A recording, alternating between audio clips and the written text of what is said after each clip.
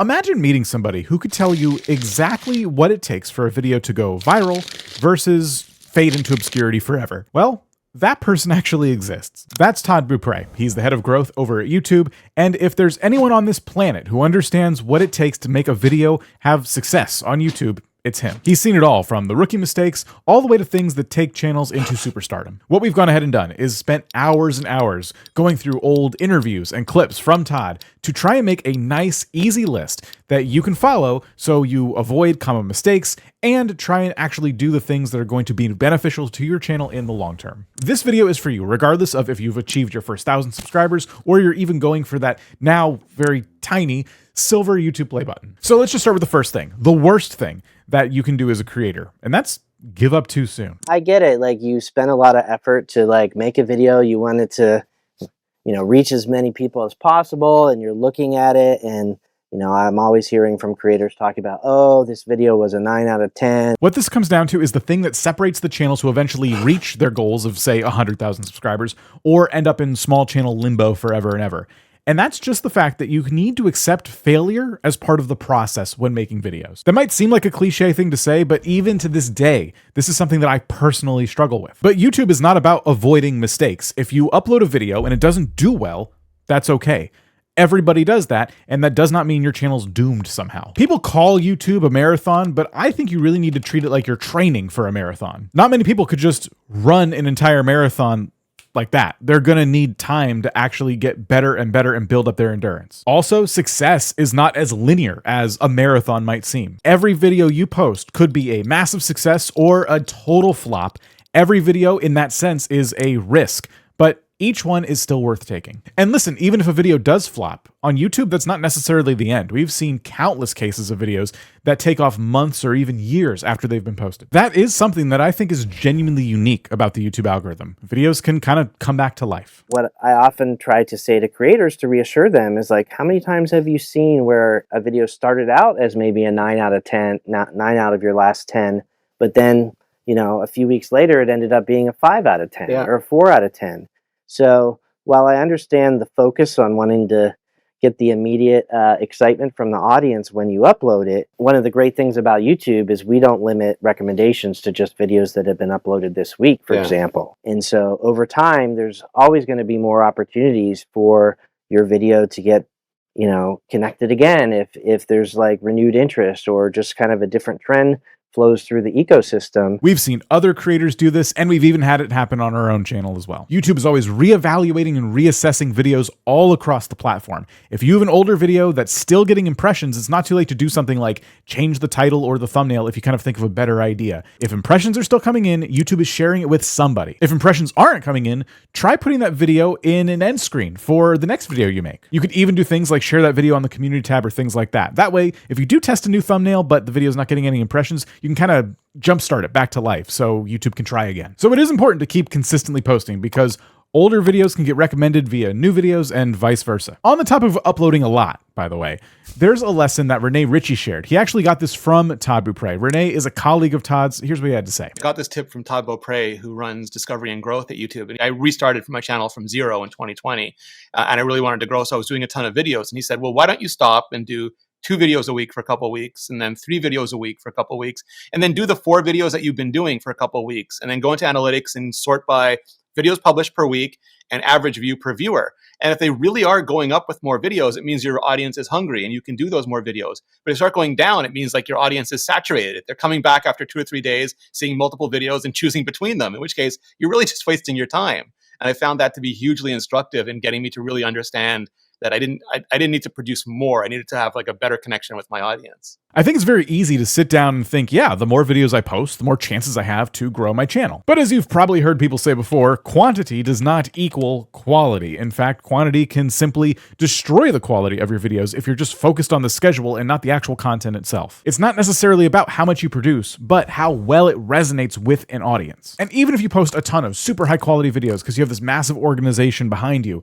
there's a point in which that's kind of diminishing returns. You just risk overwhelming your audience. They can't possibly keep up with the amount of great content you're outputting. That's a silly extreme example, but my point is, spend time making awesome videos. One good video can make up for 10 kind of videos if that one video gets a lot of watch time because it's going to travel to more people. It could introduce a whole new audience to your channel. And yes, watch time is an algorithm hack, I suppose, but Todd has said this a million times. Replace the word algorithm with audience. Create content for a human audience instead of focusing on some computer algorithm that you actually have no real control over and changes all the time. Todd didn't say that last part, but I did, and I think he would agree. All right, so this next mistake is one that a lot of creators have made, and I think it's one of the worst things you could possibly do. Todd emphasizes this point in this tweet. Don't delete videos unless you have a very, very good reason. When you delete a video, you delete your channel's connection to the audience that watched that video. If you want to maximize your growth, keep your videos public or unlist them if you must. It's completely understandable that some creators want their channel to look polished and they only want to showcase their very best work. Here's the thing though, unless that video really needs to go, it can do more harm than good deleting it. What Todd is basically saying is that when you post a video and someone watches it, that person now has a connection to your channel. And the algorithm is basically, the way I'm understanding him, it's using that video as the glue that holds that person to the chance of them getting recommended your content in the future. If you delete the video, you delete the glue that was holding that person to your channel. And until I saw this tweet, I never really thought of it that way, but it honestly makes a lot of sense. There's other reasons this matters as well. For example, the long-term audience retention on your channel. Maybe that video you made, you don't like it anymore, but people do. Maybe they've been sharing it with their friends. Maybe they rewatch it sometimes. If you get rid of that video, they might be less likely to engage with your channel in the future. There's, of course, the overall algorithmic impact of deleting a video. Every video contributes to the data YouTube has about your channel, and it's this whole recommendation system that's getting built through this web of videos you have. So when you just start randomly deleting them, now you're just taking out entire chunks of this web. You're probably just slowing down your growth. And then, of course, there's the massive potential missed opportunity for future growth, because even though you post a video today and it doesn't do well, like we've said before, it could do well in the future. So instead of deleting a video, you have a couple of options. If you unlist the old video, it technically still is on YouTube and technically still can be found as long as somebody has the link to it. And this is also going to preserve the data that is attached to that video. Additionally, if the video is just outdated and you really want it gone, you can unlist it, but then you can revisit the topic again with an updated perspective. The bottom line is don't just delete videos. If you have an older video that you feel is bringing you the wrong audience, unlist it. There's really rarely a case that a video should be absolutely deleted. Next, let's hear a tip from Todd about just getting views in general. I think it actually took more years than it should have for creators to really understand that their views were determined by how well they packaged the video, that it wasn't just about making a great video, but part of the job of being a creator was to market that video such that people clicked on it, because that's what you need to get views. The great lie we're told in school is that you should never judge a book by its cover. The truth is, if that were the case, then we wouldn't have an entire industry of people whose job it is to design book covers. What Todd is emphasizing here is that packaging is a marketing skill, and it's one creators need to master if they want to consistently get views. It's not just about the video itself, which needs to be good, but how people perceive it before they even click on it. And notice I said marketing skill, not necessarily graphic design or anything like that. Marketing is all about getting your message across to your potential audience. You don't have to be a thumbnail graphic design savant, and you don't need to worry about the placement of every single character in the title. Is it the perfect length? Are you just getting your point across? That's the main goal. But here's the thing. A lot of people think packaging, and they do think title and thumbnail. But Todd doesn't really stop there when it comes to packaging. Not a lot of creators understand that now the person's decision is based in large part on what they deliver in the intro and what they deliver in the intro when there's no sound. And how much time do you think most creators are looking at that through the eyes of the viewer, trying to figure out, is this worth my time? And how long does that autoplay go? 5 seconds, 10 seconds? No, it'll go. Oh, it'll just keep going? It'll play the whole video. Because we talk about packaging now internally. It used to be title and thumbnail was packaging. And now when we talk about packaging, it's title, thumbnail, first 30 seconds. Yeah. What are you doing? Like, what's your hook in that first 30 seconds that gets somebody to keep watching? And this is key. Packaging doesn't just mean your title and your thumbnail. It can also mean the first 30 seconds of your video. And 30 seconds is a specific number because it actually is outlined in your retention graph. This is a very important moment for the viewer who is watching your video for the first time. We see this as the point in the video where if you get someone to click away from a video in the first 30 seconds, there's a very good chance you didn't package your video correctly. It did not meet the person's expectations. So that strong hook in the first 30 seconds keeps people engaged enough to potentially watch longer and longer, hopefully the whole thing. So just make sure your messaging is consistent. Your title and your thumbnail and your intro should all work together to make sure that when someone clicks on your video, they feel confident that when they clicked, it met their expectations. So think of the packaging of your video as the storefront, right? You have the title, which is the name of the store. You have the awning, which looks pretty nice and inviting. And when you walk in the door, if the entranceway is full of mold and the ceiling is falling down and the rafters are exposed, you're probably going to run away. So the front of your store is very, very important so people actually walk inside and see what you have to sell. Yes, you can have a perfect storefront and entrance, but if you only focus on getting people in the door and then shutting it behind them and trying to trap them in there, you're going to find that it's not going to work super well. What I'm saying is don't let your focus entirely end by getting people in the door. The whole video still needs to be good. We want to enable creators to deliver great value to audiences.